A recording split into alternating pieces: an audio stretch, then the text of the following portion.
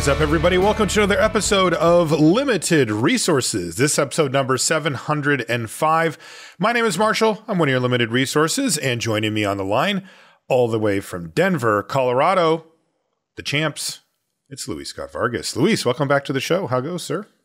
Oh, things are going well. Really been jamming this format. I got to number 5 Mythic before taking a couple hits. I think I'm between 10 and 15 now because I haven't played for since last night or whatever. But wow, number 5. We're going hard. We'll talk at length about the format, and color balance is obviously going to be one of people's big things. But I'm going to beat the drum that I always beat. Balance and fun are just not as tightly correlated as people think. Mm-hmm. It's just straight up. That's just a fact. I think a lot of people rightfully don't kind of fully understand because especially as competitive players, we're used to, is the format balanced, and that has like, does that mean things are fair? Does that mean things are even? And does fun follow from that? Well, my opinion as both a devoted Magic player and a professional game designer is that balance is actually a lot lower on the list, than I think most people should think. And actually, I know a lot of games are designed that way because really fun is at the top, just 100%. And this format, despite being actually horrendously color balanced, like, green is just somewhere in the sewers, never to be seen, it's still fun. Like, it's still really fun. There's a lot of cool stuff going on. And I'm not even like a huge, like, Lord of the Rings fan either. Like, I like Lord of the Rings. I've read the books. That obviously shows some level of dedication. I mean, if you've ever tried to slog through those things, it is. they're deep, yeah. No small feat. Tolkien cared a lot more about story balance than he did about fun. But yeah, he did. But the format overall, I have been enjoying it. So I'm excited to get to talk about it today. All right. Well, that's great. We're going to do the 3 pillars of Lord of the Rings draft today on the show. And this will be, of course, our version of letting you know what we think the format is about, what the important things are, and what you should be paying attention to.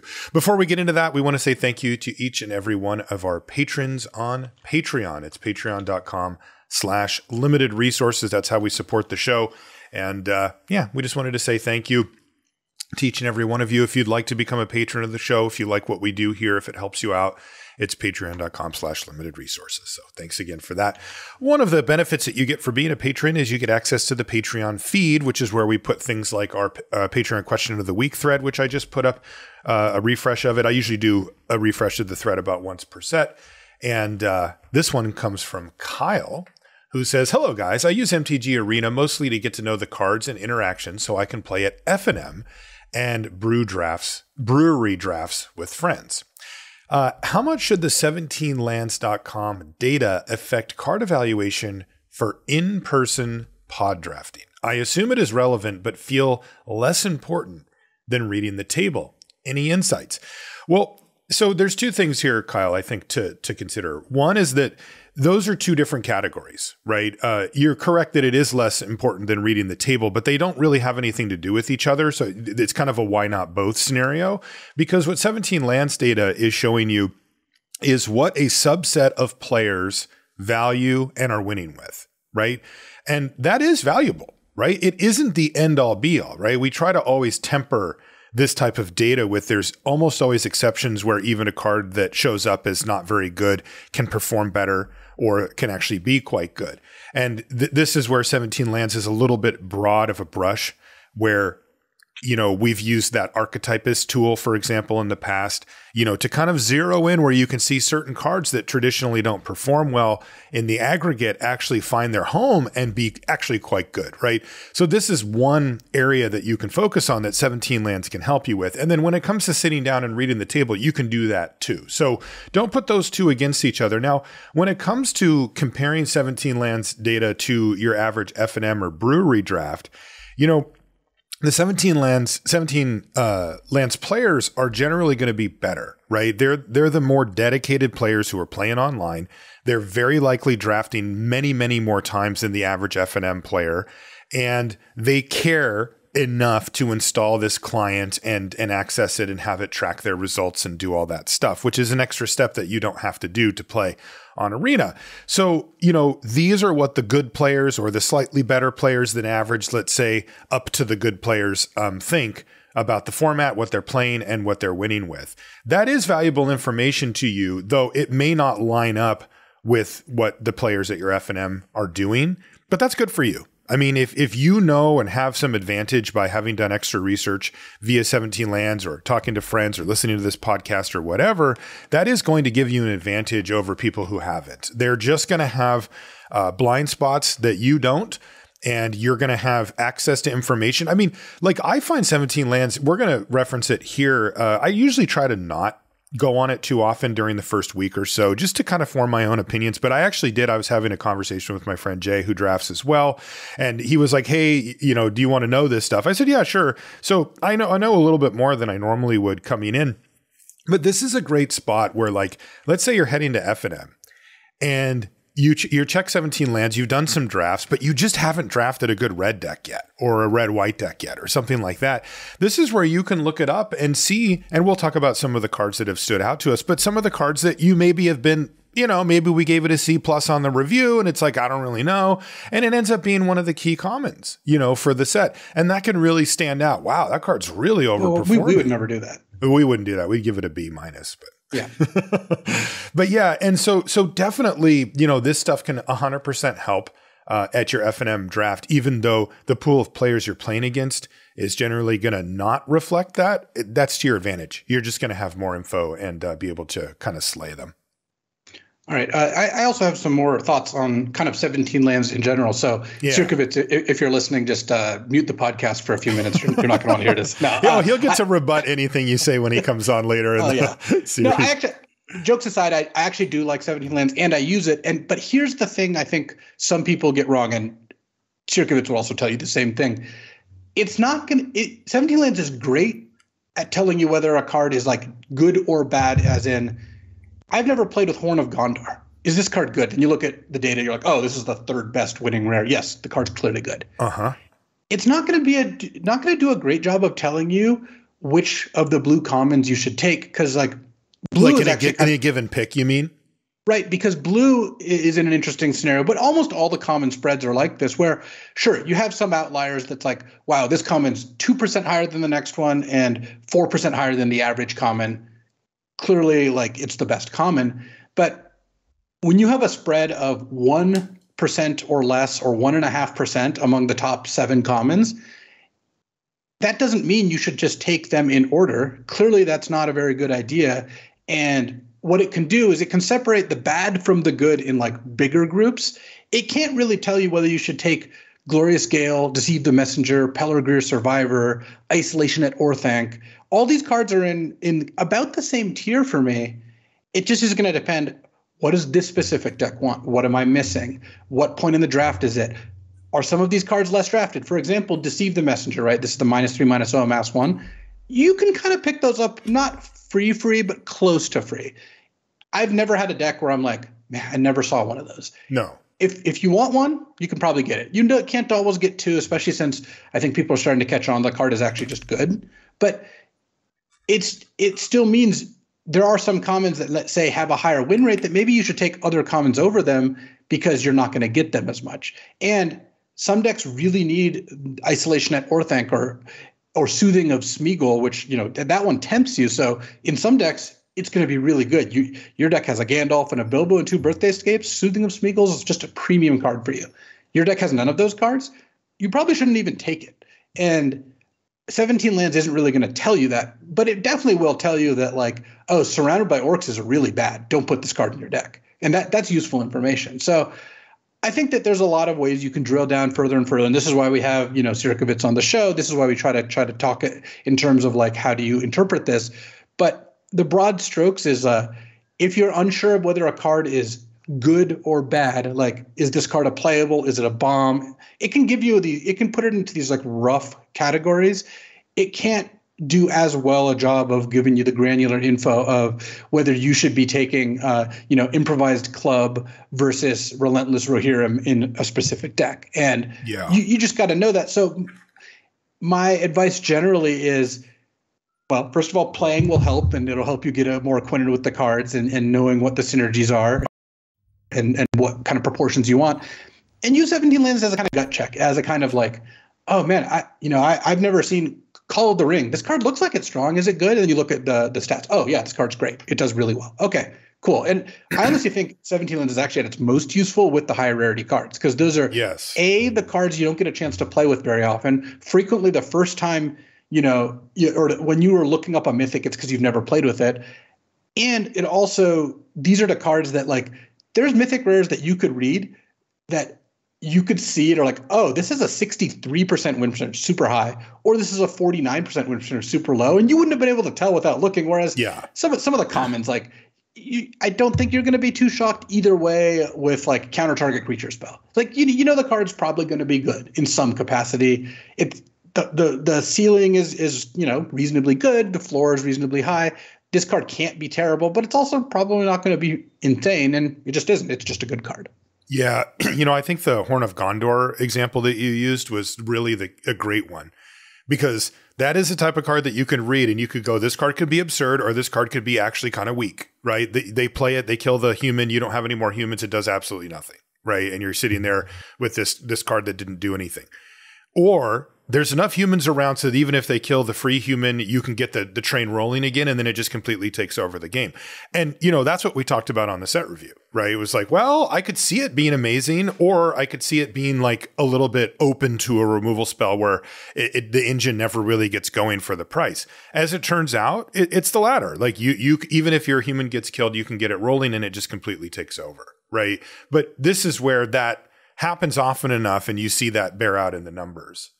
Really great question, Kyle, and I appreciate that. The one last thing I'll put that I wanted to say, kind of to back up the point that you made, Luisa, about the broad strokes for 17 lands is, I think a way to view it would be that 17 lands and getting this data in an accessible form to the community is actually the first step. Right. It's actually just the opening of the door to this type of stuff. And then we have to do all the work. Sirkovitz does, the community does, we do on the show, to get useful information from it. I think a lot of people think that it's the beginning and the end, right? Where it's like, well, now we have this data and I look up the number and I know which card's best and that's it. And it's like, no, it's really just the first step into a much richer world of knowledge for us limited players. Okay, let's do a couple of Crack-A-Packs, Luis. We always love to do these. These also help reveal our preferences and thoughts on cards and archetypes and stuff. And then we'll drill down more specifically into the thoughts we have after we do these. So first Crack-A-Pack up is, our first card is Hithlane Knots, which is the 1 and a blue instant, tap target creature, scry 1, and draw a card. This fell into the pretty much exact category that we thought, which is you often don't have room for this unless you're getting extra benefit. And in this case, if you have cards that care about scry, if you have cards that care about drawing a second card, or if you just have a spells matter deck, those are all reasons to put it in the deck. In your average like blue-black controller style deck, you're probably not going to find room for it. Yeah.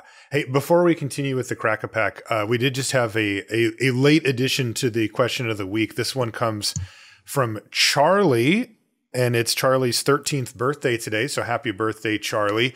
Charlie wants to know, what percentage of the time do you draft a janky deck or card just to test it out? It's a very good question, and it's very relevant at this point in the format, because late in the format, almost never, because we kind of know, but early in the format, a lot. Like I will take a flyer on any questionably high upside card. I noticed on your amazingly successful YouTube channel, Luis, that you maybe push the boundaries a bit with 3 of the, what is it called? The build around fiery inscription. Yeah. And, so if you guys want to check that out, Luis actually had a deck where he drafted 3 fire inscription. And I noticed when you were drafting it, that there was a couple of points where you were like, my gut says that the third one of these might not, but you're like, let's give it a shot, and that's typical early format stuff for you, right?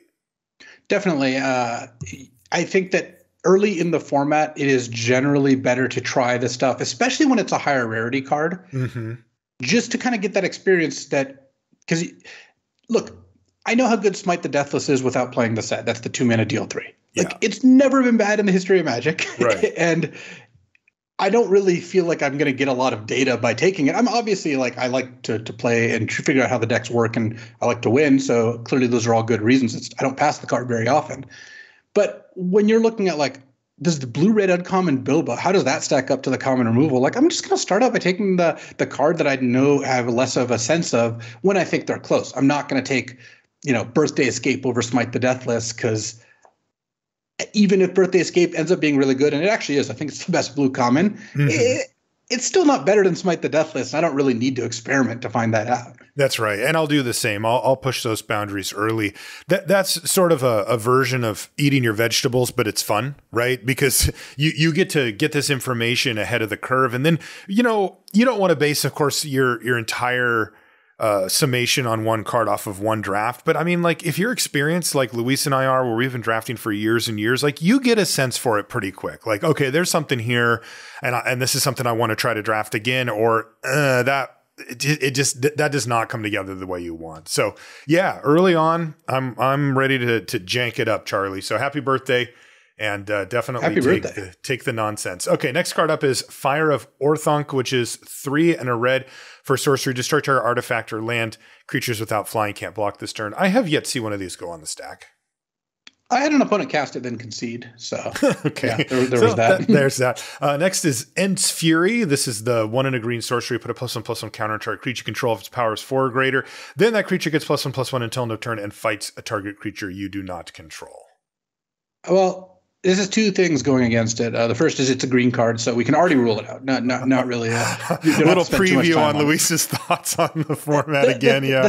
The second is there's just a lot of removal in this format. A sorcery speed fight spell is really not a good place to be. I know it stinks because this is a good card. Like it's actually a good fight spell. Printed is a very good fight spell, but we used to play like this without all the +1/+1 and the counters and all that, and feel okay about it. Yeah, it's interesting to me because I always try to reverse engineer the cards, and I wonder if this was, hey, green's not doing that good, let's pump up their fight spell. Right. And like give it extra, and it's like, yeah, it still didn't quite get there.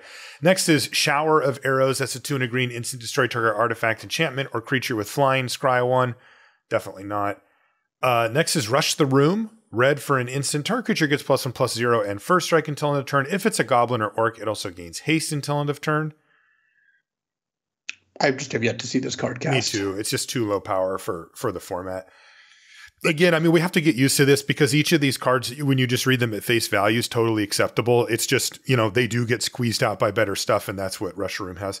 Next is Mirkwood Spider. It's the green 1/1 Death Toucher that has extra text that doesn't really come up. I mean, theoretically good card. For being a green card, it is actually a card I want in my decks just because it's a good blocker really on the cheap. But yeah, no, this is just... Don't put green cards in your deck. It's just not on your radar. Yeah. I tried, by the way. I really did. Anyway, we'll talk about that later. Next is Now for Wrath, Now for Ruin. This is the 3 and a white sorcery. Put a +1/+1 counter on each creature you control. They gain vigilance until end of turn, and the ring tempts you. Have you liked this card? I have been on the losing end of it once. I haven't cast it myself. I don't see it often. No, I don't think it's very good. I don't know what's wrong with it. Like, I look at it and I think that's a lot of text.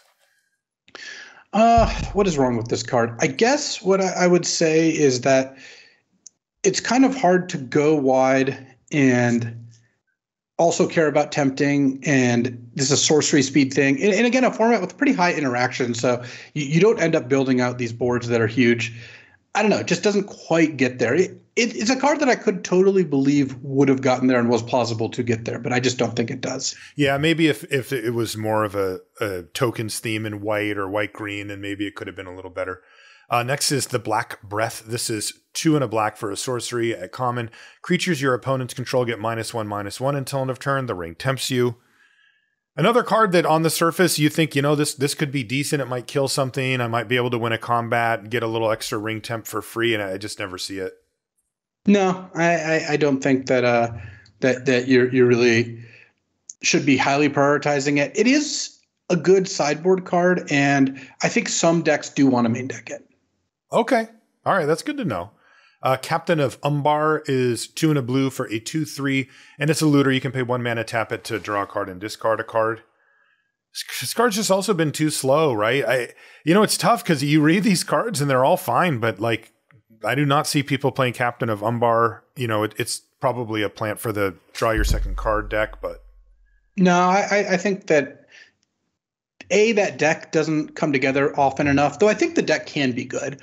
B, this is just not a good rate card. Like, you also get a lot of free looting off of Tempted by the Ring. So looting typically doesn't stack all that well because once you're looting, you're already increasing your card quality every turn, and you don't like the first loot is worth a lot. The second loot is worth quite a bit less, just because once you're already able to convert cards into other cards, doing it a bunch of times, you still end up with the same number of cards, and you're already probably getting a decent quality level once you're looting. So what looters want is card draw. It's actually a good combo. What they don't want is more looters. Yeah, and it's like you said, it ends up being quite easy to get looting going thanks to the ring temp. So that really does kind of make these types of cards a lot less valuable. All right, next is Inherited Envelope. This is 3 mana for a artifact, and it says when Inherited Envelope enters a battlefield, the ring tempts you, and it taps to add 1 mana of any color, which has not been playable. I played this card. I think that you have to have a couple specific things going on. You have to be 3 colors. You have to care about ring tempting, and you have to have a curve where it makes sense. Okay. Well, I guess I just haven't hit that particular. But I've had these like Grixis control decks that have some 4s and some 5s that are totally fine playing this card and just you'll play like 1 copy. You have like a Gandalf and a Bilbo, and you've got some off-color cards, and it just kind of gets there, the sum of its parts. But it's not a card you need to take early, and you frequently will not be playing it. Okay, that brings us to the uncommons. The first one is Mauhur Urukai Captain, which is black-red for a 2/2 legendary orc soldier. It's got menace, and it says if 1 or more +1/+1 counters would be put on an army, goblin, or orc you control, that many +1 of them are put on instead. Okay, this is a card I would be happy to first pick. Like, taking a good uncommon in the 2 best colors that works well with that set's themes and is a 2 mana, 2/2 menace, so just completely playable on its own merits. Totally fine. I generally don't like first picking gold cards, but Rakdos gold cards don't count towards that. Okay, there you go. Next is Celeborn the Wise, or is it Celeborn? It is Celeborn, actually. Celeborn the Wise, I think so. Is 3 and a green for a 3/3 legendary elf noble at uncommon. Whenever you attack with 1 or more elves, scry 1, and whenever you scry Celeborn the Wise gets +1/+1 until end of turn for each card looked at while scrying this way. So I think green is bad, and I think the scry deck is generally pretty bad, so I would not be looking to take any of those cards first pick. Yeah, I've been trying to adjust my take on it because in my first few drafts, I faced it down multiple times and I got completely destroyed by it because, people early drafts, right? Like stuff's just wide open. People get away with getting multiple copies of stuff that they won't down the line. But since then, it hasn't really done that much. Next, hey, you mentioned this card before. Bilbo, Retired Burglar. This is 1 blue-red for a 1/3 legendary Halfling Rouge. It's rogue. And when Bilbo enters the battlefield or leaves the battlefield, the ring tempts you, and whenever he deals combat damage to a player, you get a treasure. This card's nice. Yeah, I really like Bilbo Retired Burglar. It's the play pattern is this: you play Bilbo, you make him the ring bearer. Frequently, they can't block him, and then you get an extra treasure every turn, and that is just busted. Like you're going to win most of those games where Bilbo's just unopposed hitting them because getting a free treasure every turn. I mean, look at Ragavan in older formats. Like that is the thing he does. Even though obviously Ragavan lets you play cards sometimes too. The other thing is if they kill Bilbo, something else becomes a ring bearer, and Bilbo has really ratcheted you up the kind of ring bearer ladder really quickly. So really fast, right? I mean, getting the first one just for entering the battlefield, and then it is such a lightning rod that they often kill it. You're halfway home already. That's getting pretty good. Now, the question is it good enough to beat our rare, which is the Balrog Durin's Bane? Can you read that one, Luis, for me? I have to go grab the dog real quick. Yeah, it's 5 black red for a 7/5 haste. It can only be blocked by legendary creatures, and it costs 1 less for every permanent that was sacrificed this turn. It also, when it dies, it destroys an artifact or creature an opponent controls. So basically what Balrog does is on the fair, I guess, it's 7 mana for a 7/5 that is not really hard to block, but reasonably hard to block. A lot of times you'll cast it and they won't immediately be able to block it. And then what you get to do with it is take out something big when it does die, and they kind of have to kill it because a 7/5 hitting them every turn is clearly going to just get there. So I like Balrog. So you know what? This card's dope. I'm actually kind of curious. I am going to look it up on 17 Lands, and it is a 58.9 game in hand win rate, which is the stat I think is the most relevant. So that's okay. That's not solid. Bad. It's worse than Bilbo's, and my inclination is to say that Bilbo is better. Like, I would have wanted to take Bilbo first already, and I certainly would after seeing what the stats were. And for you, Bilbo is a step above Mahur. They're about the same. You could actually take either one. I don't have a strong opinion, and in fact, looking at 17 Lands, they're 61.2% for Mahur and 61.1% for Bilbo. I think that Mahur probably gets a slight bonus due to the fact that it's black-red, which is a better color combination than blue-red, I would assume.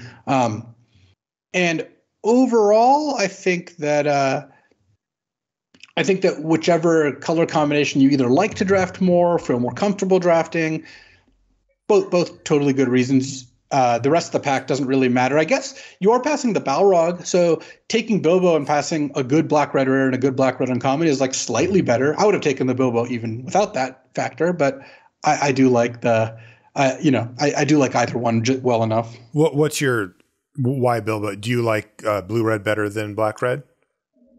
I like them about the same. I think Bilbo is a little bit more reliable.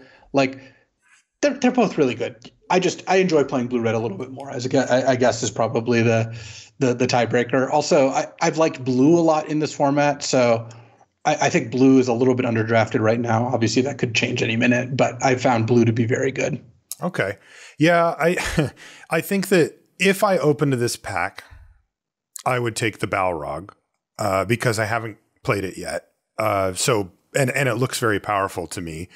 I think that if we fast forwarded 2 weeks, I think I would know that Mahur or Bilbo would be a better pick.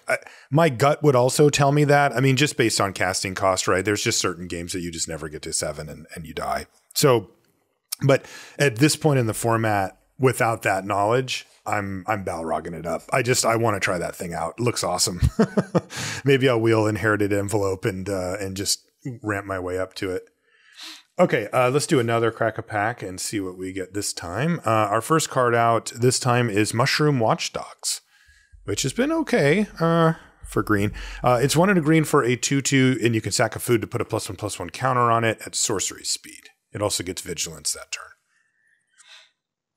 turn. Yeah, it's a good card, but green is bad and food is bad. Those are, of course, correlated. So I would not really, under any circumstances, first pick a Mushroom Watchdogs. Okay. Sam's Desperate Rescue is black for a sorcery. Return target creature card from your graveyard to your hand. The ring tempts you. This is funny because if you look at black, it's very deep, right? The commons go quite deep, and this is one of the lower ones, and it's still completely playable, still totally good. And if you have one of these in your deck, you're not unhappy about it. Yeah, it works nicely. I mean, when you get back Uruk-hai Berserker, the 3/2 that tempts you, like that's straight up just those two cards together gets you 3 out of 4 steps on the ring ladder. And the ring ladder has, as we talked about, two spots. It is the second level and the fourth level. Those are the two payouts. Those are the big ones. So Sam's Desperate Rescue gets you meaningfully closer to that. And black has some really good creatures to get back. Dunlin Crebain, the uncommon like Voracious Fellbeast, the Uruk-hai Berserker. Those are all very reasonable places to go. Yeah. Next is Gimli's Axe. It's 2 and a red for an equipment. It's common. Anyway, it gives a creature +3/+0, equips for 2, and as long as equipped creature is legendary, it gets menace as well. I've played this a few times, and is it good? Okay. It doesn't look great. It's more a mark of desperation than anything else. Like you put this card in your deck when you have a lot of token making and you're like a playable short. It's not very good. Yeah, equipment, man, we've been kind of down on it, but this is another one of those. Rohirrim Lancer. Now here's a card. Red mana, 1/1 menace, and when it dies, the ring tempts you. This card's been nice. Yeah, I like the Lancer a lot. Yeah. In fact, when my opponent plays one on turn 1, like here, this is an underrated feeling, or a way to kind of analyze cards. When you cast it or you draw it, do you feel good? Like Dunlan Crebain, all positive vibes. Yep. When your opponents cast it, do you feel bad? When they cast turn 1 Rohirrim Lancer, you just go, ugh. Yes, ugh. you I do. know I'm going to take like 4 damage off that. They're going to sack it to something, and they're going to get a ring tempting, or I'm going to be forced to like kill it or double block it, and then they're going to tempt. At some point, they might cast a Birthday Escape and make the Lancer now the ring bearer, which means I can never block it. You have to have 2 1-power creatures. Right. And then after all said and done, it gets you to number 2 when it dies. Like, Lancer's good. It's a good card. It is, yeah. It's also a good litmus test for, a lot of times when you and I will talk about the speed of the format or cards that don't help you out on board. It's like, okay, you like your 4-mana card draw spell. Great. So how do you feel about it if you look at it in your hand and your opponent has turn 1 Rohirrim Lancer? It's like, okay, right. That puts you back on Earth, right? It's not that you don't want it or that it's terrible. It's just like, right. This does happen some percentage of the time in this format, and you are going to have to face down this type of draw where your opponent plays a Lancer and you know that they're trying to curve out. They're trying to go 1, 2, 3, 4 on you. They're trying to back it up with combat trick or removal spell, and the Lancer's the foray, the first foray into that curve. Oliphant is next. That's the 5 and a red 6/4 trampler. And whenever it attacks another target creature you control, gets +2/+0 and gains trample until end of turn. And it has mountain cycling for 1. I do like all the land cyclers a lot. I would be pretty happy putting Oliphant in any red deck, and I do tend to take it fairly highly. Where do you have it against the Lancer? Early in the draft, I'd probably take Oliphant. Later in the draft, you could definitely take the Lancer. If it fits if you're more aggressive theme and all that. Yeah, Oliphant is definitely more flexible. Next is Hithflane Knots. We talked about that. Next one is Soldier of the Grey Host. That's 3 and a white for a 2/2 flash flying. And whenever it enters the battlefield, target creature gets +2/+0 until end of turn. Meh. Not a card I think you should put in your deck. I think that you're a lot better off not doing so. Mirkwood Spider, we talked about that. Oh, here's the one. Dunlan Crebain. This is a 2 and a black. Oh, yeah. Bird Horror. It's a 1/1 flyer, and when it ETBs, you amass Orcs 2. They definitely could have made this amass Orcs 1, and it still would have been totally fine, but the fact that they made it 2 it pushes it up into the top. It's either the best or second best common. Yeah, it feels like Spring Champion. Yeah, just a little reversed. And I'm certainly happy taking this card. Definitely. It's the pick here for sure. Definitely. Next up are uncommons. The first one is Saruman's Trickery. This is the 1 blue counter target spell, amass Orcs 1. I've actually liked this card. It's great. Giving me something on board has been really good. Yeah, and it's also like this format lends itself to some games where Saruman's Trickery ends up being really good. There is some counter spells, some back and forth. Part of the reason I like the Torment of Golem quite a bit. You can end up getting some really good value out of this, and I like having one of these in all my green decks if I can swing it, or all my blue decks rather if I can swing it. Next is Stew the Conies, which is a pretty funny card, but it's the 2 and a green instant at uncommon. Target creature you control deals damage equal to its power to target creature you don't control. Create a food token. Oh, certainly a playable card, not in a playable color. Like I would never dream of taking this over Dunlan Crebain. Right. Elrond, Lord of Rivendell, is 2 and a blue for a 3/2. And this is pretty cool. Whenever Elrond or another creature enters the battlefield under control, you scry 1. And then if it's the second time that ability resolved this turn, then the ring tempts you. Yeah, this card has been pretty good. Like you end up getting a lot of cards that produce 2 creatures with amass, like the Dunlan Crebain, and it'll sort of stack those up. And you start getting sort of free ring temps just every once in a while, but just scrying a lot for doing what you wanted to do anyway, which is just, cast creatures from your hand, is actually pretty good. Yeah, Elrond's good. It's just a good value card. Like I would always play it. Always is actually a stretch. If you have 7 creatures in your deck, I'm less likely to play it. But yeah, true. The average deck will play this card. We have a foil in this uncommon in this case, and it's Eomer, Marshal of Rohan. And this is 2 red for a 4/4 haste. And whenever one or more attacking legendary creatures you control die, untap all creatures you control. After this phase, there is an additional combat phase, and this ability triggers only once each turn. That card's good. It's not much more than a 4-mana 4/4 haste. No. Like I haven't really seen this other text do anything, but a 4-mana 4/4 haste that's a human is something that the humans decks do want. So I'm totally fine putting this card into any deck, but certainly the humans decks. And then our rare is Flowering of the White Tree. It's white for a legendary enchantment. It gives all creatures you control non-legendary creatures you control +1/+1, and legendary creatures you control get +2/+1 and have ward 1. I think I would probably take that. That actually goes back a little to the point earlier. I've never played with this card, and I did play against it twice, and it was good both times. So yeah, I had it once, and it was good. I think if I was sitting here at this table, I think it would be between Dunlin Crebain and Saruman's Trickery for me. Those are really close. If you're asking me what I would take at the Pro Tour, I would assuredly take Dunlin Crebain, and it's not close. Like, I like Saruman's Trickery, don't get me wrong, but Dunlin Crebain's a lot better. I don't even know if it's a lot better. It is better. It's not a lot better. I do like both cards, but I would also rather start black than blue, as much as I do like blue, and a single black card and a card which is just always good. Whereas Saruman's Trickery has higher highs. When you counter their 5-mana important spell, it's obviously absurd. Or you counter a combat trick in the middle of combat. When you cast Dunlin Crebain, it's never bad. No, always good. Yeah, I think I would just take the Crebain here, even because I have actually played with all these other cards, I think. Yeah, so I would just take the heavy hitter at common. Yeah, taking a look at the 17 lands for the commons, at least before the show started. Let's see if it's still the case. Yeah, so Claim the Precious and Dunlin Crebain are tied for the top 2.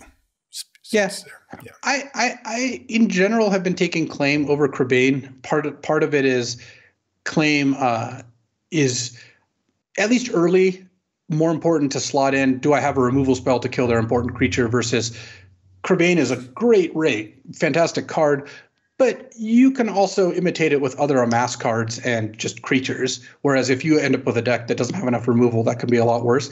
But also sometimes later in the draft, it's like pack 3, you have like your red-black, you have 2 smites and a Lash of the Balrog. Yeah, take the Crebain over the Claim, and that just keep move on with your life. Move on with your life, exactly. Okay, so there's our Crack-a-Packs. Luis, let's get into the high-level notes here, and we'll start things off with color balance because there's a story there. Yeah, I mean, the story is that green is so bad that people have been talking about Battle for Zendikar. Is this Battle for Zendikar level? And to give you some context, Battle for Zendikar green, a lot of the top players at the time, myself included, I'm going to go ahead and say that I was one of them, advocated that you should never draft green, that you just should not put the green cards in your deck. Like you should never draft green because you would not win. And that is getting pretty close to true. Like here's a good proxy for it. While we're on the subject of 17 lands, the top green common, which is Generous Ent, the Land Cycler, has a 55.5% game in hand win rate. The best green, and it just goes down from there. The top 4 all have 55% or whatever. Well, top 5 yeah. all. And to contextualize that makes it the 44th best common in the set. Yes. Like the 10th best black, red, and blue common is all better or whatever. And I guess it's actually just about worse than the 10th best of every other color. That is We are in that territory now. The all-timer, that is horrendous. Yeah. So green is just not something you should be drafting, and that's fine. That is just, starting out there. What does that mean? Well, it means that there's kind of 4 colors there, and correspondingly, there's kind of 6 color pairs if you discount all the green color pairs. And I have some notes about that. I'm not ready to say yet that you should 0% draft green. Like, there are things that would get me to draft green, and then there are times when drafting green, I think, is acceptable. But in general, you should look to start black or red, because those are the 2 best colors. Blue and white, I think, are a tier below black and red, but blue and white are also close. And then green's just, again, on an island somewhere, lost at sea. So how much better are black and red than white and blue? A fair amount better. Like, a really good tiebreaker for all of these is going to be like, well, I could take a blue or white card versus a black or red card, and you should generally take the black or red card because it's better to start in the better colors. I mean, that's not rocket science, right? Right. And you also naturally want to do that because part of the reason these colors are better, in a not shocking twist, is that the commons in these colors are really strong and the uncommons are really strong. So it's not that often, actually, that you're going to be looking at a blue card first pick and a black card first pick and not know which one to take. The blue cards are or the black cards are better, and that it doesn't end up being very close. So what that means is, which of the color pairs are you interested in drafting? Well, black red is certainly good, and that's just like the overall best one. Like, if you are in black red and the colors are somewhat open, they don't even have to be fully open, somewhat open, you're in really good shape. Like, you're going to end up with a really good deck.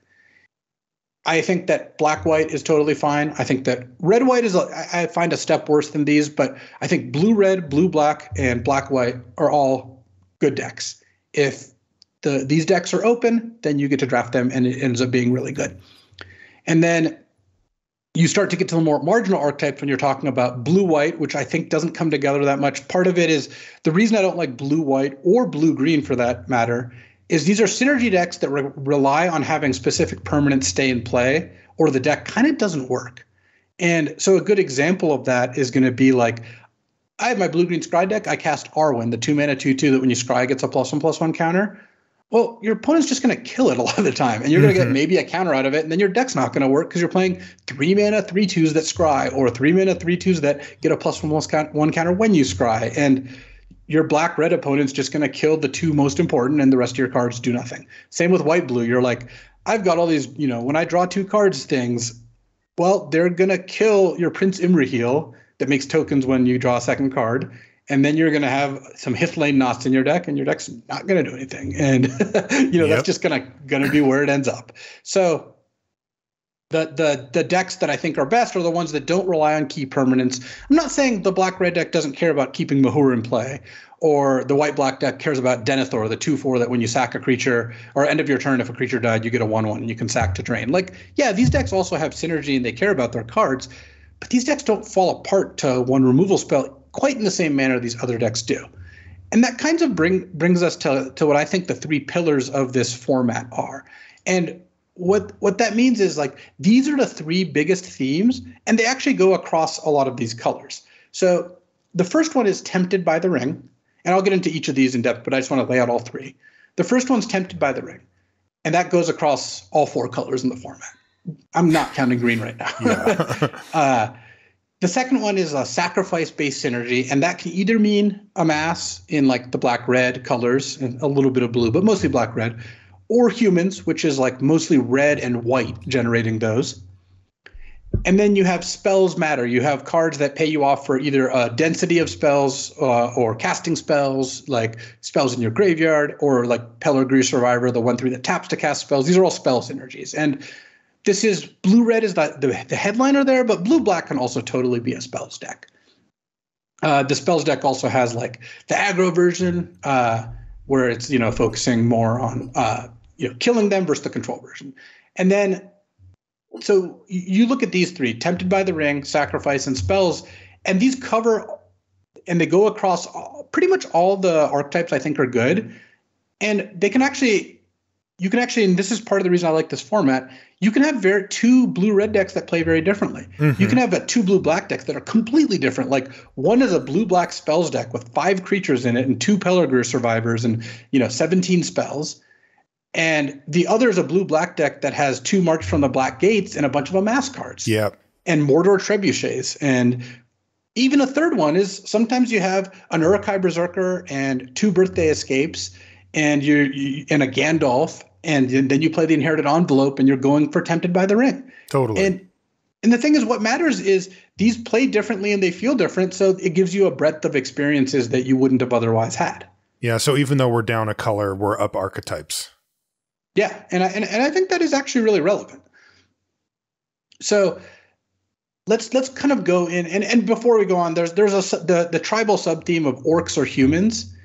Orcs, obviously, in black-red with a little in blue. Humans in red-white with a little in black, like depending. There is stuff there. Like if you have the Lord Urkin brand that gives your team +1/+0 when you play a human, right? Like that makes you really care about your creature types. And you have a Theoden that gives a creature double strike when you play a human. Care about your creature types. Yeah. When you have Mordor Catapult, which gives you a 2/1 flyer, or Trebuchet. Yeah. Sorry, it's. There's some people who are really mad when you confuse the two. Yeah, I know that. Those two medieval. Yeah. When you have those, you care about whether you have orcs in your deck, right? But mostly, I think that those sub themes are not like headliners. Like sometimes you will have individual cards that care about them, but Tempted, Sacrifice, and Spells Matter are the 3 biggest things that are going on in this format.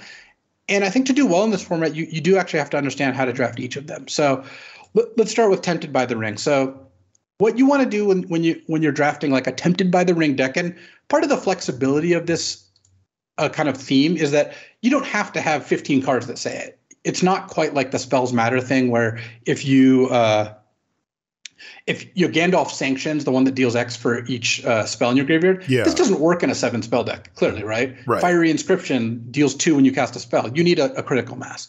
Tempted by the Ring, you don't really, because first of all, sometimes you'll play a deck that has 2 cards that say Tempted by the Ring because you would play those cards anyway. You have Gollum's Bite, right? You have maybe something like Sam's Desperate Rescue because you just have good creatures in your deck. So you can kind of ignore some of the cards, and they're priced to move even without you really going deep. But the sweet spot I've found is you want like 5 to 7 ways to tempt, because what you really want to do is hit number 2, so you're looting when you attack, and hit number 4, so you're dealing an extra 3 whenever you hit your opponent.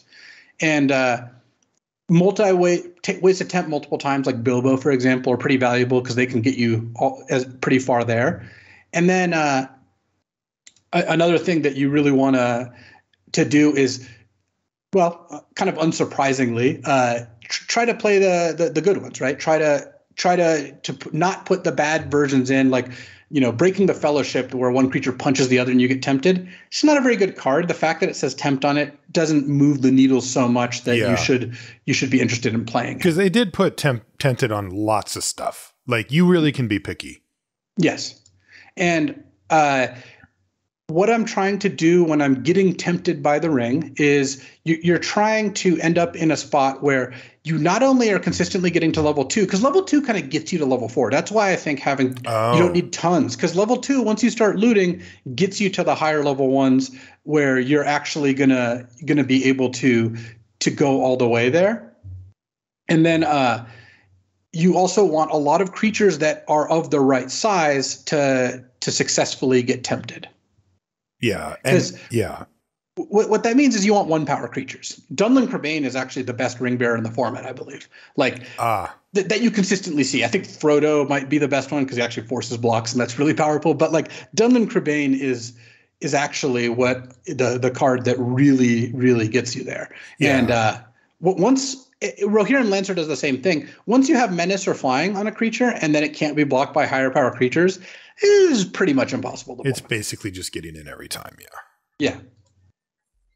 So you're using Tempted by the Ring basically for 2 purposes. You're using it in order to increase your card quality by looting, and make your creature unable to hard to block, so you kind of keep getting to attack. You're also using it to finish the game when you get to the 3rd level, but really that's less important than consistently looting, because if your deck's good, which or has cards that do things, which is always the goal, you'll end up with a more relevant cards than your opponent, and you're going to be in a spot where your opponent's not really going to be able to keep up with all your cards. So what I'm trying to do here is play cards like Birthday Escape. That's one of the best rate cards that ends up getting you there, because why is that? I didn't have that card pegged for being one of the best commons in the set. It seemed like it maybe had one of those situations where it could fit into multiple archetypes to draw an extra card plus the tempt plus a spells based deck or something. But why is that thing overperforming? Because it's really high on the list. I think that the reason that it's overperforming is it's just basically no opportunity cost. 1 mana to cycle and then do it is good. And then the other thing is getting to just put a spell in the stack. Like when you have a Fiery Inscription or Erebor Flamesmith in play, when you have Gandalf Sanction in your deck, like that is actually just good. And it's really hard to overstate how powerful it is when you have a 1/1 flying looter, or even just a 1/1 token that's a looter. Or here's the other part of Tempted by the Ring we haven't even talked about. It makes your creatures legendary. So cards like Nasty End and Haunt of the Dead Marshes all of a sudden work when they otherwise would not have. Yeah. It's like top 15 common right now, Birthday Wish. It's a really good card. Yeah. So Tempted by the Ring is certainly in blue and black pretty strongly, with cards like Birthday Escape, Uruk-hai Berserker, Sam's Desperate Rescue, Claim the Precious, just all these cards that add up for really good value. It also has red in like Rohirrim Lancer and Relentless Rohirrim, so those are both good. Basically, once I have a couple good ways to get tempted, I start to be on the lookout. Like Relentless Rohirrim is not a card I like super prioritize early in the game, but later, once I'm in a spot where I have a couple tempted cards, this card becomes good. And so I'll start by taking like a Lancer or a Birthday Escape, and then all of a sudden like these cards build on each other. Once you're at 3, you really want 4th, 5th, 6th, 7th. So keep that in mind when you're going, and then try to hit that sweet spot of having enough that you're like pretty consistently doing the level 2 version of it. Are you trying to turbo tempt? I've had it mostly in blue-red, yes, where you have I had a deck that had 4 Rohirrim Lancers and 2 Birthday Escapes. Ooh. and I was just going as hard as I could on just trying to get to level 2 and then get to level 4. And that deck was playing Breaking the Fellowship. I think I had something like 10 cards that did that. Mm-hmm. And it was really nice to be able to just go very hard on tempting. Okay. Overall, this is a pretty important part of the format, and so one of the things you really want to kind of pay attention to when you're drafting, even if you're not doing this theme, is how are you dealing with their creatures. Removal is a perfectly acceptable answer when they go through a little bit of work to get a creature into a ring bearer and then you just bounce or kill it. That's obviously a great way to deal with things. You can also play 1 power blockers. Those are always strong. So you can end up with cards like Pelargir Survivor is good. 1/3s are nice for this. Yeah, definitely.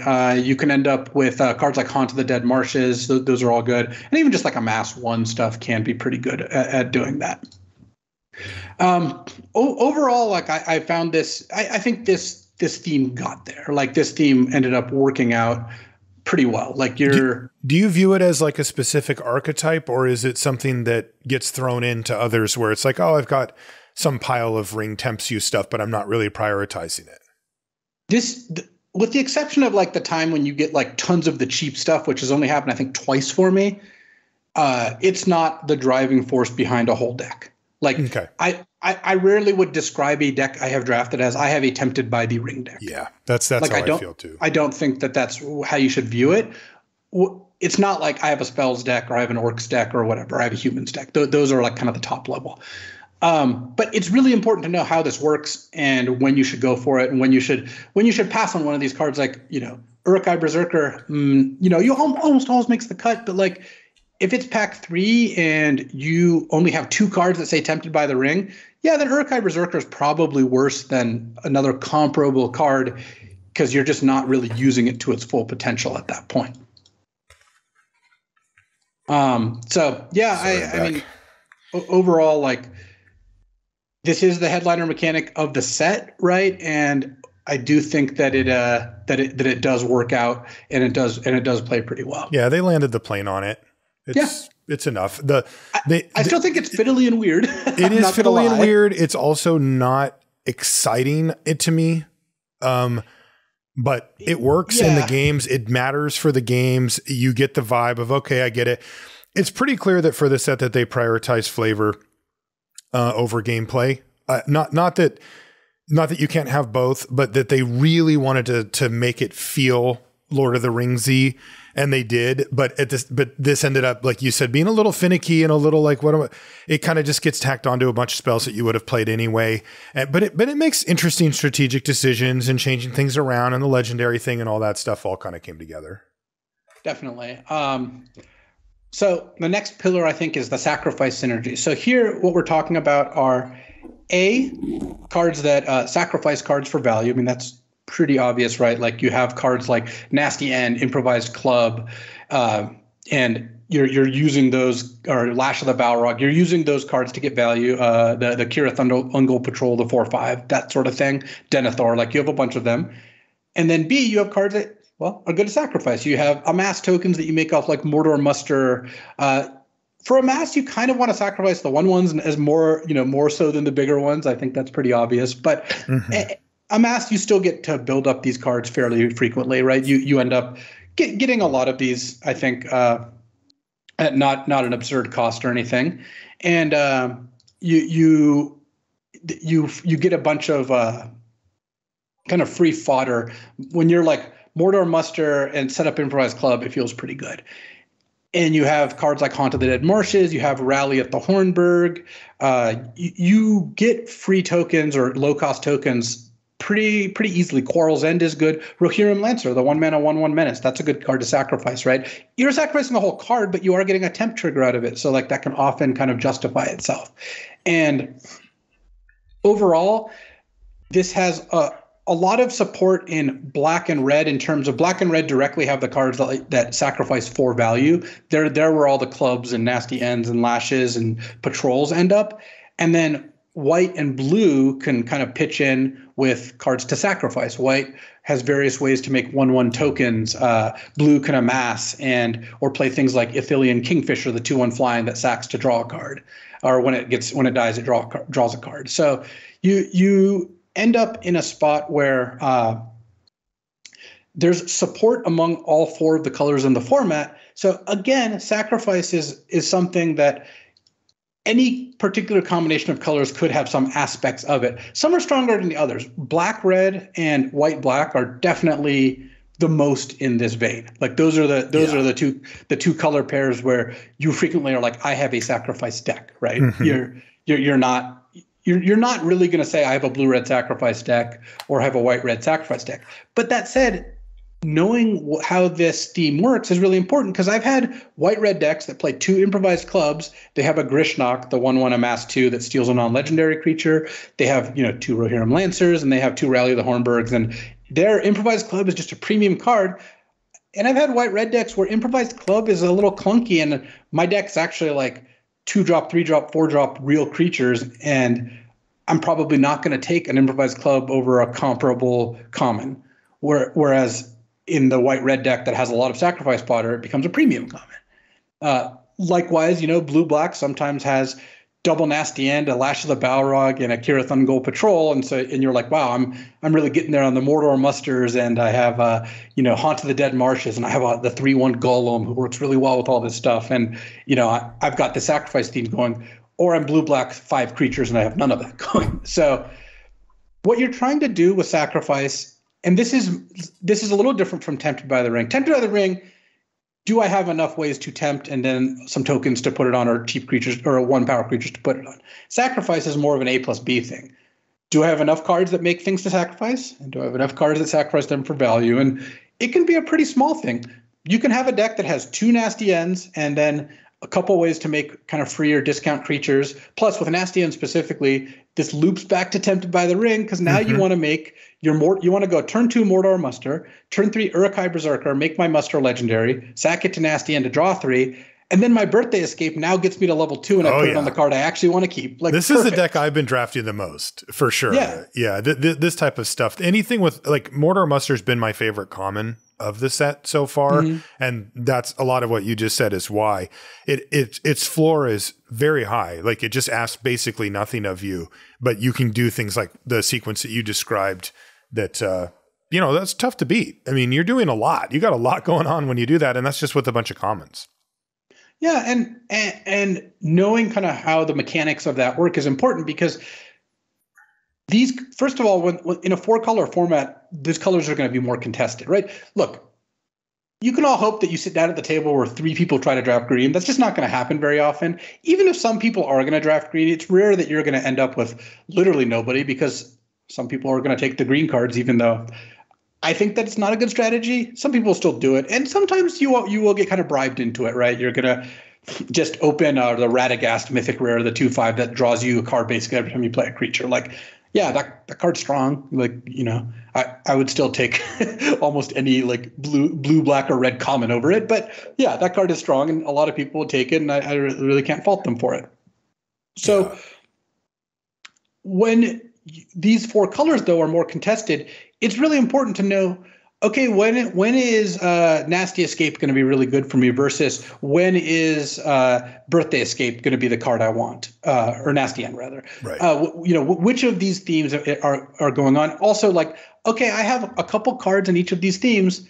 What do I need to take to make sure all of these work? You don't want to end up kind of not supporting the themes in your deck, because then you're just going to have cards that don't work. You're going to draw a Birthday Escape and an improvised club and like a real creature, and you're going to be like, well, this doesn't really like combine to do anything all that impressive. When you find yourself in that spot, do you try to push in one direction or the other? Like, do you try to solidify yourself more, or is it just a matter of like tying the room together with the cards?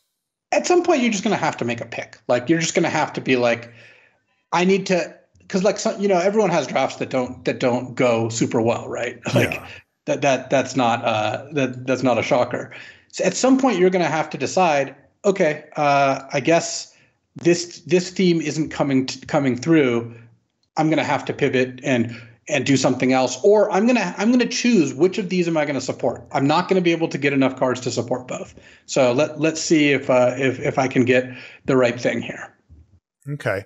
What about our last 2 broad sub-themes? So Spells Matter is a big one too. And again, this is primarily in blue-red, but also in blue-black. Not really in black-red, though. I did try that one draft that we talked about earlier where I had 3 Fiery Inscriptions in my black-red deck. Yeah. Generally, that was an experiment that maybe didn't pan out super well. So here it's like, again, look at the inputs, look at the outputs. Okay, well, which of these cards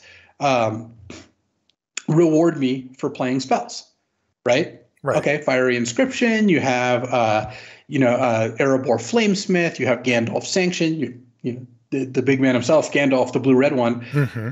Okay, and how do I do this? Well, spells is easy because literally you just put instants and sorceries in your deck and then you have spells, right? That's not a shocking twist, but you have to look at like, okay, how do I make this deck work? And there's a couple ways.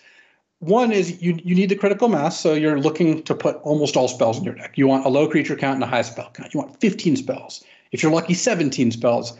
And one of the reasons you can do that in this format that you can't do that in every format is you have spells that make creatures. So like Rally at the Hornburg, for example, makes creatures. So you're able to play a spell for your spell count, but you actually still have creatures to wear rings and attack and do all those other things that you're trying to do.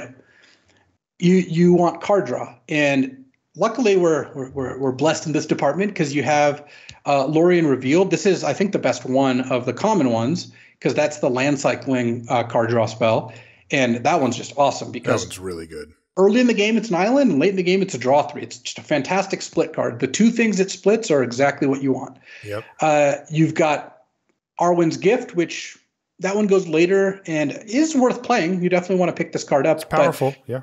But it's less of a priority in Lord and Revealed. At uncommon, you have the Bath Song. So draw 2, discard 1, draw 2, discard 1. And that one's really good. The Bath Song really does what you're looking to do. And it even lets you reshuffle everything, which is a great like kind of buyout where you're like, all right, this can be like, I haven't actually done this, but I want to, which is where you have 2 of them and you just loop your whole deck. Oh, that's sweet. In practice, they're just going to lose before you start really doing that because you've drawn so many cards, and once you shuffle 7 spells back in, the density of spells in your deck's also going to be really good. Yeah. So you have card draw. You have Pelargir Survivor. This is an important one. 2 mana, 1/3 blocks ring bearers really well. It's really nice. Yep. It also makes it so when they play a rally at the Hornburg, you don't have to waste spells on them. You just have a 1/3 blocker. Yep. It taps to cast your spells. So turn 2 Survivor, turn 3 Isolation at Orthanc, the bounce spell, or even better, Torment of Golem. Like such a good start. Turn 2 that. Turn 3 Torment is just you get to discard their best card on turn 3 and put a 2/2 into play. And it also helps cast your like expensive stuff like Lorien Revealed, Arwen's Gift. Also, it's any color, which is something we haven't seen on this type of creature. No, this type of creature really usually isn't very good. But in this format, I think it is really good because you end up in a spot where you get to fix off-color stuff. So your Grixis spell decks get to play off-color like, Smite the Deathless, and you get to splash Shadow Summoning to make 2 1/1 flyers. And I've done all those things. When you have 3 Pelargir Survivors, you just get to do all those things and get a really good amount of value out of your just 2-drop. So that's an important card. Have you ever activated it? Yeah, it actually comes up. Sometimes the game goes long and you just start nugging their deck for 3 a turn and they lose badly because of it. It's funny because, your 2-drop that accelerated you, blocked well, and then it becomes a must kill on turn 19 is like, that's a lot from your random 2. They packed a lot into this card. Yeah. And as such, it's a lot better than the Vodalian Arcanist that you might remember from like Dominaria, which was a 2 mana 1/3 that tapped for a colorless that could only be used to play spells. Yeah, this is a serious upgrade over that stuff. Yeah, so you also can vary between controlling and aggressive, which I think is really cool too. Because the controlling version, you probably unsurprisingly has like Bath Song, Lorien Revealed, Arwen's Gift.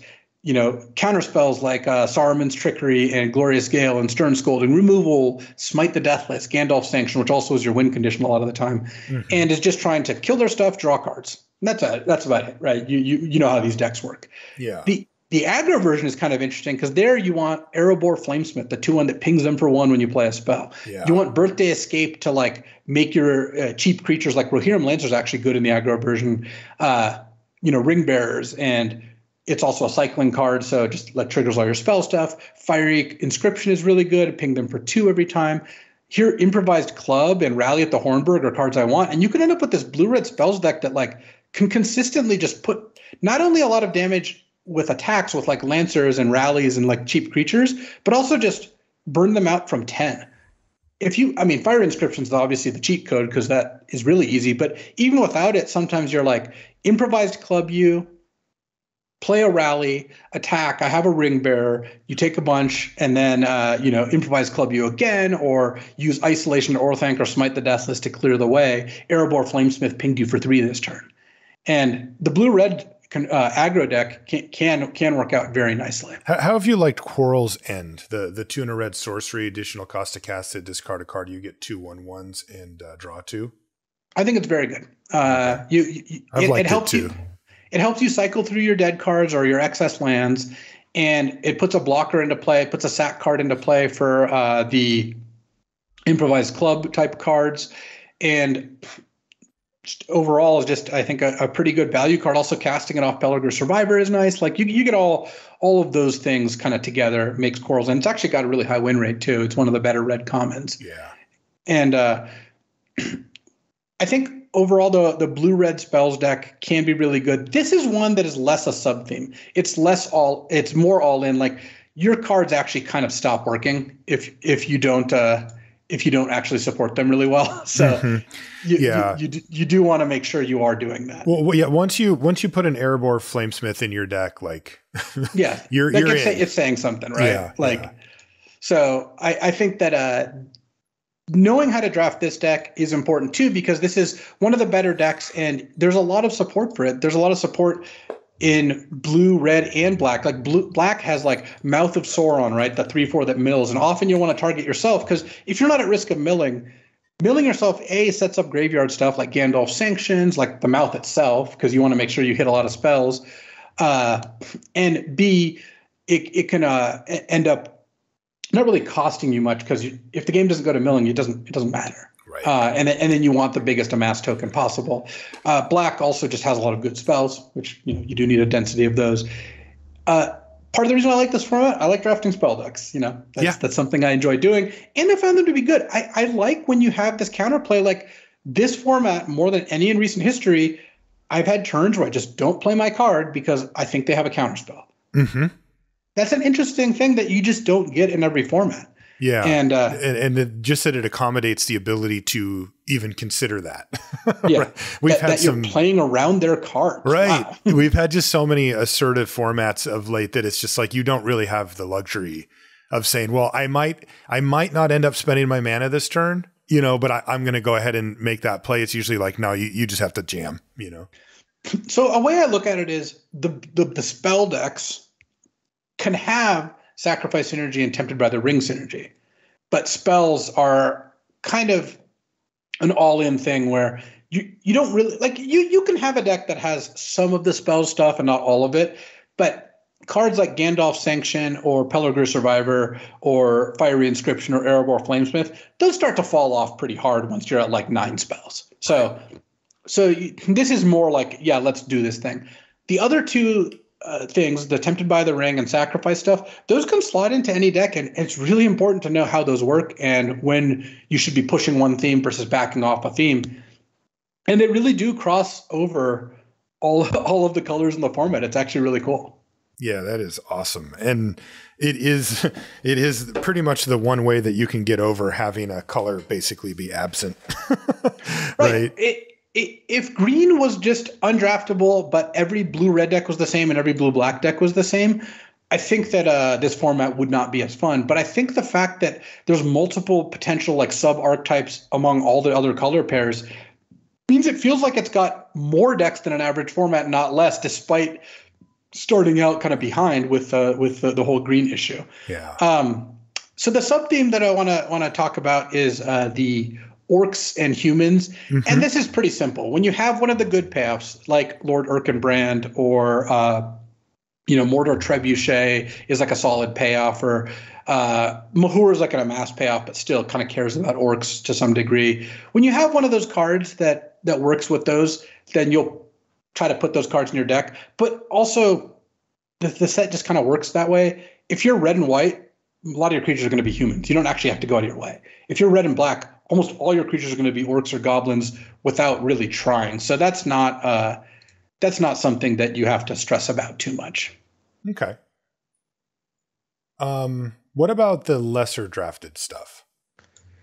So there's 2 decks that I would say you can sometimes draft. And that's the 2 decks I kind of mentioned earlier, the blue-white draw 2 deck and the blue-green scry deck. And that's where, look, sometimes you get Elrond Master Healer 3rd pick pack 1, right? Because other people don't want to draft the deck either. That's the 4 mana 4/4 when you scry X, put X +1/+1 counter on X creatures, and when they target one of your creatures with a +1/+1 counter, you get to draw a card. I mean, yeah, that's just a really good card, right? So right. Sometimes you open Faramir. Right. Oh, well, Faramir you should take any time. That's the 2 blue-white 3/3 that at the end of their turn, either you get 3 tokens or draw a card, kind of depending on what they've done. Doesn't even matter if he's still there, by the way. No, that's the thing. As long as the ability has gone on the stack on your turn, it'll happen at the end of their turn, even if they remove him because it's a delayed trigger. Yeah. And so I've been pushed into that deck that it doesn't seem to come up super often, but when you have a good reason to go into it, you do. Like Faramir. Faramir, Elrond. And so blue, green, and blue, white, you can't draft them. And also, if both colors are open, like wide open, you generally should be there. Like it's totally fine to do that. The decks I really honestly think you should never draft are like green, black, green, white, and red, green, just the 3 green pairs. Like, do I mean in 100 drafts you should draft it 0 times? No, I don't really mean that. I don't mean literally 0 ever. But like, what would it take to make me go main green, black? I guess if I opened like Shelob, that 6 mana 8/8 spider, and then got past the Rise of the Witch King, and then a Smeagol, and yeah, sure, you can force me to draft the deck. For green white, like it would again take like Arwen the Mythic Rare, who's just a bomb, into Frodo, into like a bunch of good green and white commons, except there are none. Green and white don't have good commons. So that's the thing is like when a color doesn't have good commons, it's really hard to end up there. It's extremely difficult. And, that is the shortcut that we use on this version of this episode every time that it comes out is to take a look at how deep and how good the commons are doing. And you can really get a sense for what colors are going to perform because, like the whole reason that we do the commons and uncommons review ahead of the rares and mythics is because the commons and uncommons are what dictate how good a color or a color pair end up being because, and it usually comes down to depth, right? Occasionally you'll see a color have a really good common, but then it falls off really steeply. And that'll, generally mean that the color's, one of the worst colors. In this case, it feels like green doesn't have critical mass of playable commons, and that is actually dragging down some of the cards that that are fine, like that you could totally play in the format. If they were in another color, you would play them. But they're just not good enough given the surroundings as well. Yeah. So just a few notes on that. One is that green having no good commons is definitely a huge part of this. Mm-hmm. The other is the green themes don't really work. Like food is the biggest miss. The food cards don't work. Like they're not good when you combine them, and they're easy to disrupt. Like I've had a lot of opponents go like, I'm going to play Peregrine Took, right? The 3 mana 2/3. Whenever you make a token, make a food, sack 3 foods, draw a card. Doesn't that card seem like it could do some good stuff? Yeah. It doesn't. Never. Because A, they could just kill it if it's a problem. There's a lot of ways to kill it.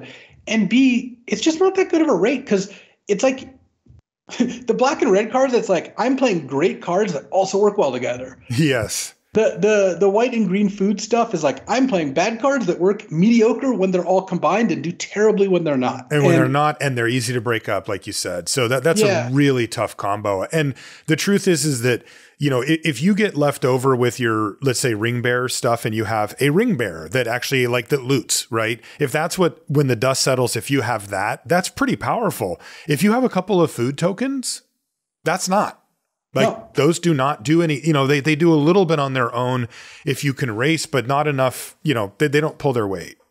Yeah. So I do want to say that green is something that I totally consider splashing. I have nothing against playing Shelob, the giant spider, right, in my black-red deck. And that's part of the reason Generous Ent, the land cycler, is kind of nice too, because it's a lot better to have like 2 forests and 1 Generous Ent than 3 forests. Because it just means that instead of drawing multiple bad forests, at least one of them could sometimes be a giant creature, So I'm not saying the green cards are so intrinsically bad you should never put them in your deck. I'm just saying don't make green your main color. There's just no reason to do that. Okay. You want to talk about some of the top commons real quick? Yeah. So stuff that's stood out. Black has a lot of standout commons for sure. It has Claim the Precious and Dunlin Crebain, I think, are pretty clearly the top 2. Yes. And those ones looked really good in the review, right? Like we were both like, hey, this is what's not to like, right? But the interesting one for me is Torment of Golem. Yeah, I love Torment of Golem. I want 2 or 3 in all my black decks. I played 3 of them. I was like, this card's great. I played 4 in a recent 7-win deck. And dang. It just... So there's a couple things it does. First of all, it's just a 2-for-1 to start out with, right? Yeah. Mm-hmm. It's a 2/2 that makes them discard their best card. So it's card advantage without really doing anything. It plays really well against the counters in the format because how many times has one of my opponents left up Glorious Gale, kind of obviously, on turn 3 or 4, and I cast Torment and I see it in their hand? It's over a dozen times. Oh, that's so brutal. and it's brutal for like so many reasons. So A, they wasted their mana because they didn't do anything. B, you don't take the Glorious Gale, you take something else and just play around. And then you get to play around it. Oh, it's so mean. And you have a threat, right? Like you are now also pressuring their life total so they can't just sit there on it.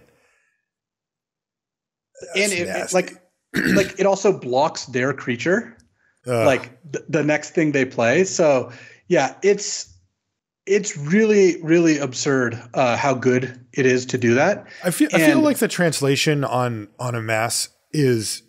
It is funny how our brain just sort of like people don't seem to translate it the same way. Like if I just told you this is 3 and a black for a 2/2 when it ETBs, you take their card, you'd be like, dang, that's pretty good actually, right?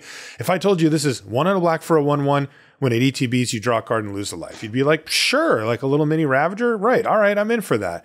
And for some reason, when we see a mass Orcs 2 or 1 or whatever, it doesn't quite hit the same in our brain, and we have to be sort of told this, via play. Which is kind of funny. And so I love Torment, but a card I actually want to shout out as well is Shelob's Ambush. The 1 mana +1/+2 death touch, make a food. It ended up being Shelob's Ambush actually a top common. It's doing really well. It is efficient and good. Yeah. So you do want this card. What happens with this card and why it's so good is it trades up in mana and then also gives you a food. It just does kind of all the things. And it's just for 1 mana, like it makes your 2/2 beat their 3/4 or 3/4 or 3/3 and live because of death touch. It also makes your 1/1 kill their 7/7. It also saves your creature from Smite the Deathless. It's like Pelargir Survivor. It looks a lot like other cards that aren't that good, or at least have just been decent. Yeah. But because of how the sum of its parts are, it just ends up being good enough. Yep, for sure. It's a card you always have to consider in combat as well. What about for red? Well, I do want to mention, though, for black, those are the top commons. But black has let's go through and see what are the black commons that you feel good about taking early. Mordor Muster is another one for sure. You don't feel bad taking Uruk-hai Berserker, Troll of Khazad-dûm. Sam's Desperate Rescue is now a tier lower. Same with Mordor Trebuchet, but sometimes Haunt of the Dead Marshes is really good for you. Easterling Vanguard, the 2/1 that dies into a 1/1 is good. Yep. And then now we're into like Kirith Ungol Patrol, Mirkwood Bats territory where you're still talking good commons, but you're not talking cards that you really expect to be taking super early. Yeah, the first one that we hit where I'm like, is the Orcish Medicine, which is fine. Again, it's not even a bad card, but that's, where my excitement level starts to drop off. But the patrols overperform. Lash is totally fine. Haunts of the Dead Marshes, I want one. Lash is in like the second tier of category as well. Troll of Khazad-dûm is good, just like outright good. And then it's Mordor Muster up the list of the cards you mentioned. Also Nasty End. I almost always want 1 or 2 of those on my deck. So yeah, black, super deep, super good commons. Red, less deep, but it's got Smite the Deathless as the best common, I think, hands down. You've got Rally at the Hornburg, which I think is actually pretty comparable to Smite. I still think Smite is better. Yeah, interesting. If you want to know the numbers, Rally is actually way better. It's 62.5 versus 60. And Quarrel's End's also 60. So Smite and Quarrel's End are tied. And then Rally is the 3rd best common in the set right now. It is. 3rd best in the set. In fact, it's actually tied with Dunlin Crebain. So it's the 2nd best common. Yeah. Wow. So, I still see this is one of the parts where it's like kind of tough for me because like I still don't think I would take Rally over Smite early in the draft. I agree. Late in the draft, I think you can actually make an argument if you have a ton of human synergies, then just that's fine to do. Yeah. But early in the draft, like I would just take Smite. I feel like it takes no work to be good, whereas Rally takes a little bit of work to be good. And by the way, the group agrees with you. The average last seen at the Alsa for Rally is almost 5, and it's only 3 for Smite. Yeah. So, and then so besides Smite and Rally, I think Quarrel's End is still a step below those. Like, yes, I whatever. Even if the numbers have it winning about as much as Smite, I still think Quarrel's End's a little below those. Okay. I have Improvised Club about that same tier of like when it's good, it's really good. You can't always play it. Yeah. And then red kind of drops off a bit because you end up with like cards like the Relentless Rohirrim and the Rohirrim Lancer Erebor, Flamesmith, Oliphant, yeah, War Beast of Gorgoroth. These are just all like fine cards that you'll put in your deck and feel decent about, but you're not like, jumping for joy about them. Right. Blue has Birthday Escape is the best common, and I think early in the draft, definitely true.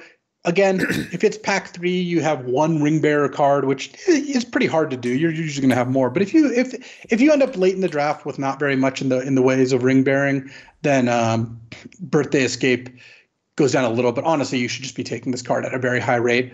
And then Blue has an interesting kind of thing going on, which is I think Blue has about 6 cards that I think are all basically the same.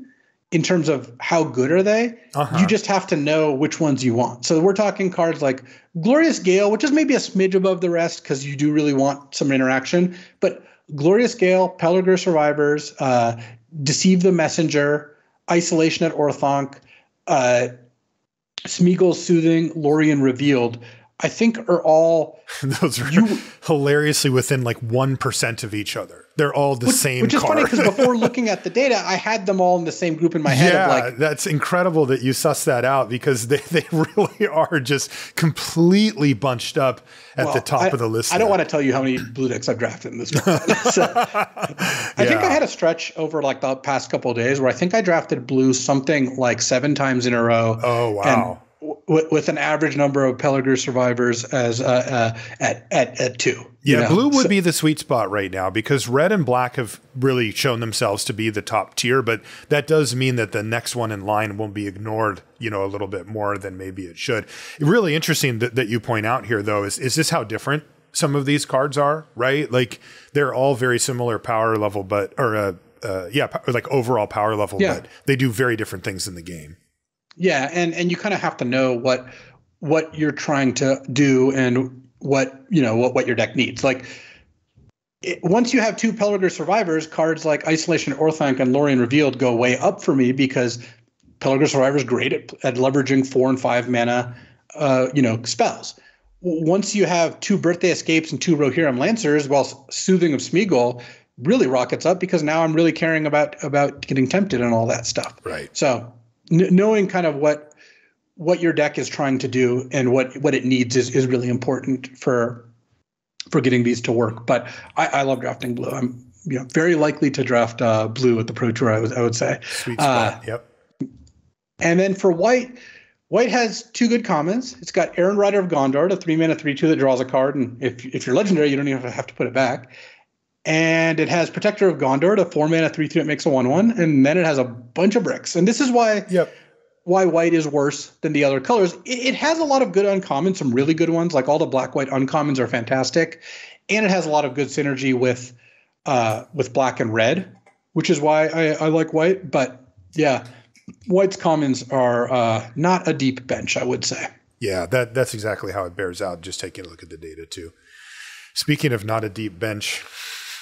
Green has no good commons. It has Generous Ent as a card sometimes I'll use to splash the high rarity good green cards, but none of the commons are good. They're all terrible. Just don't draft green. Like honestly, I think this is kind of like hate drafting. I think the average player would win more if they just erased hate drafting from their vocabulary. I think the average player would win more if they just considered green to not be draftable. In this format, if you want a shortcut, if you're tuning into the show, having listened to the set reviews and said, oh, what do the guys think about the format early?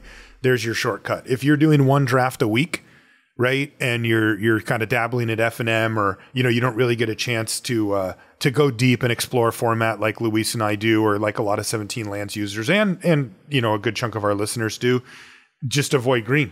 That's a good shortcut. Yeah. And we don't normally give advice like that, right? We normally go for the nuanced approach, but that's definitely the way to go here. I've been recording drafts for PT testing, and of my last 35 drafts, I didn't draft green. That was true when I recorded that. Since then, I did draft a green deck. I will have you know. But I know you're just trying to challenge yourself now, or how can I do something so brave yet so controversial? Yeah. You're not going to put it on the internet, are you? Oh yeah, no. That's one that I had 3 Entish restorations the Harrow. Okay. And so really I was just drafting 5 colors. I was going to say, how many other colors besides green did you go for? Okay. All right. I want to watch that one. Yeah, that'll be up in a couple of days. But yeah, so that's kind of where the commons break down. Okay. And again, you can look at this and like black and red have just, black first by a mile, but red also has some very good commons. And then the other colors, not quite the same level. Blue has a lot of decent commons. Blue's the most interesting for sure. Yeah. Yeah, it's actually got the most depth to it in a way that I think does play out in an interesting fashion. But yeah, I think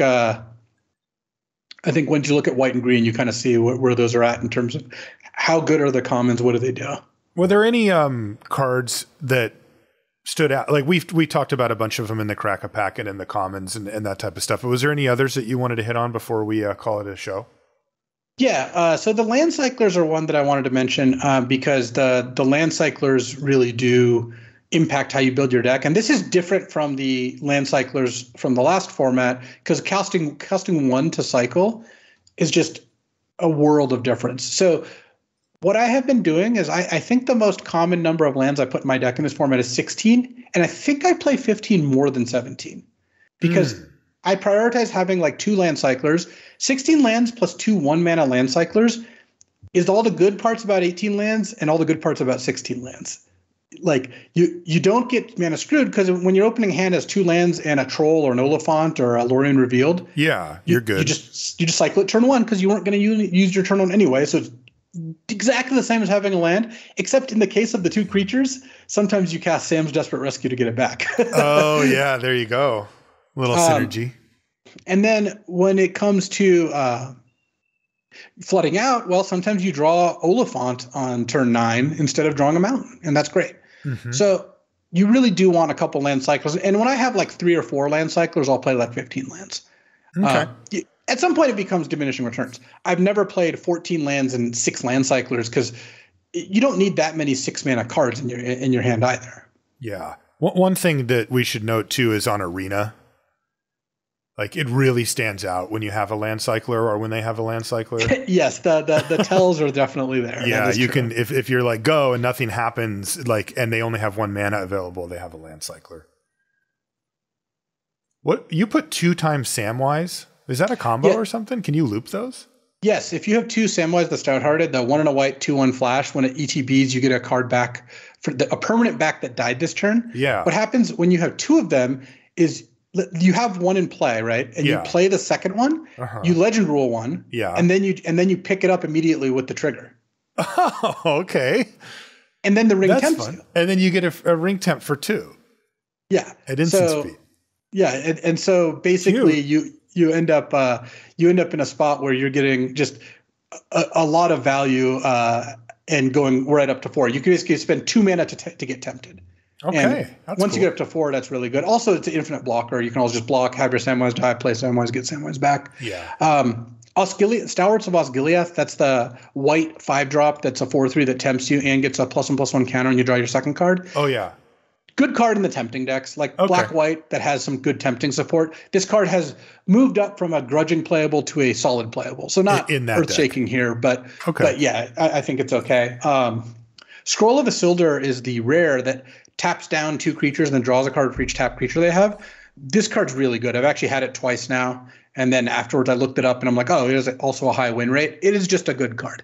Like, if they have 2 creatures in play, you play this card. It does nothing. Or Skills of Food sometimes. I've had that happen. But basically you play it, let's say first mode does nothing. You get hit. Next turn you tap 2 creatures. Now they can't attack you with a 3rd creature or you draw 3 cards. So frequently what this ends up playing out as is they skip a block step and an attack step, and you draw 2 cards for 3 mana. Okay, yeah, that's pretty good. It's only 3 mana. It's a good card. We talked about the Black Breath to the -1/-1. Like in my like blue-black control decks, I kind of like having 1 just to pick off the rally at the Hornburgs instead of having to waste cards on them. And then Cast into Fire is kind of the same. This is the exile an artifact or deal 1 to 2 creatures. It's another way to clean up the tokens at a relatively low-cost way, adds to your spell count. Also, it is relevant that some of the best cards in the set are artifacts, and when you nail an Anduril, Flame of the West, or a Horn of Gondor with this card, like you feel like pretty big brained. And I mean, why are we playing Magic if not to feel like we're smarter than our like opponents? We're clever. Right? Yeah, that's the whole joke, of course. Yeah, it is. Okay, well, interesting to kick off this new set. We mentioned during the set reviews that it had a bit of core set vibes where they were leaning into the flavor really hard. And it really did make sense to me when we talked about it that they would do that because of the Lord of the Rings tie-in. Obviously, the flavor part would take a priority, but also because I would anticipate many people who don't routinely play Magic coming in and trying it. And if you just threw them some absurdly complicated, set, it might be a bit off-putting for them. So, this did logically make sense to me, and it does seem to be playing out that way. Even with the imbalances and stuff, though, it does seem like there's enough meat on the bone here for a good format, something to play for a while. And remembering also that this is kind of the in-betweener format, right? Like normally we would just still be, we'd probably be begging for the Vintage Cube at this point, but maybe not given the last set and how good it was. But you know what I mean? Normally we would be sitting on that for another month or two or whatever. So yeah, we'll take it. I mean, I just want to say, like, part of what people said when we were talking about how good we thought March of the Machines was, part of that general discussion was, is it good or is it coming off Phyrexia Alls 1, which was terrible? Mm-hmm. And we came to the conclusion for ourselves, at least, March of the Machines was just good. Phyrexia being bad maybe sweetened the pot a little, but March was good. Lord of the Rings is coming off one of my favorite sets of all times, March of the Machine. Mm-hmm. I still think it's good. So this would actually have the negative effect of, isn't this going to be a big drop? And I actually think this felt like Brothers War, which is the first week I kind of got the vibes, man, I'm not going to like this. This is not going to be a good format. Uh-huh. And after playing with it for like 3 weeks, I think this format's great. I'm having a ton of fun. This is gameplay, right? I mean, just gameplay. The thing is, you can't get gameplay by looking at a card file. Right. You can't get gameplay by playing 5 drafts. At least for what we're looking for out of a draft experience. Yes. You got to hammer in those 15 drafts in. I was like, oh, no, this is good. This actually plays. Yeah. And that's about, and for me, it's like so much of it. Look what we just talked about. It's overlapping synergies where this card goes into like Rohirrim Lancer goes into sacrifice decks, tempted decks, and humans decks. Yes. And it does things for all of them. They've really figured that out. Yeah. Also, I love the cards where if you squeeze it, you get exactly enough juice if you do the right things. Yes. Look, every format has Smite the Deathless in it, right? Yep. 2 mana, deal 3. Like I said, never bad. That card's not very interesting. I think it's good to have those cards because formats need just clean removal. They also need obviously good cards. All those things are fine. Formats are really made or broken on, are there cards that when you put in the work, you get a B+ level card out of a common? Yes, that's right. And this has a lot that's of what those. We're playing for. Yeah. Color Gear Survivor sometimes plays like a B, but you got to do the work, and that I think is a lot of fun. Yeah, and we get to feel clever when we, totally. we put it together. I'm not ashamed. That's why I play Magic. No, totally, it is. It's a big part of the psyche of people that are attracted to games like this. I think that a big driving force in my life is mastery and being good at things. I like talking to people and spending time with people who are good at things. It doesn't have to be things I'm good at or even specific things. I've just had great conversations with people who are good at whatever the thing is they are good at. Mastery is appealing to me, and that's part of why I play Magic, is to feel like I've mastered whatever this thing is that I'm doing. So yeah, cards that help me, kind of get that feeling, that's what I value, and that's a lot of the fun I have when playing with them. Yeah, totally. All right, let's call it a show there. Let us know what you think. You can find us on social media, Marshall_LR and LSV on pretty much everywhere. You can find every episode of the podcast at lrcast.com. We want to say thanks to our patrons. Once again, it's patreon.com/limited resources. A link in the show notes if you're interested in supporting us there. And with that, we will see you next week. All right, big news as of this morning. You know what I'm talking about? The 1/1 ring got found. Oh, it did? It did. I didn't know that. It was announced by Dave and Adam's Card World, which is a big store. Like you might not have heard of them if you aren't like paying attention to retailers, because they don't do like content or anything like that. It's not like people hear about things like Channel Fireball because of the content. That's part of the strategy. But Dave and Adam's is very, very big. Like they do tons of business. So that means a couple things. A, I believe this is legit. It also got graded by PSA. So like the fact that David Adams thinks it's real and PSA thinks it's real means I believe it's real. I would be willing to bet on it. So that kind of gets the first question out of the way, right? Because everyone, like day one, there was all the idiots posting, "Oh, I found the One Ring. Look at this," you know, and like just complete morons. Obviously, I know people want clout, and it's a funny thing to do, but so I believe it's real. That's the first thing. Like obviously, I can't be 100% sure, but if you asked me, would you bet, you know, a ton of money at 50-50 odds? Yes, I would totally do that. In fact, I would even give you odds because I think that the two layers of two large professional organizations with good reputations and a lot at stake saying it's real, yes, that's good enough for me. Fair. Yeah. So that leads to the next couple questions. One, who opened it? Yeah. Well, they're anonymous, which I think is smart.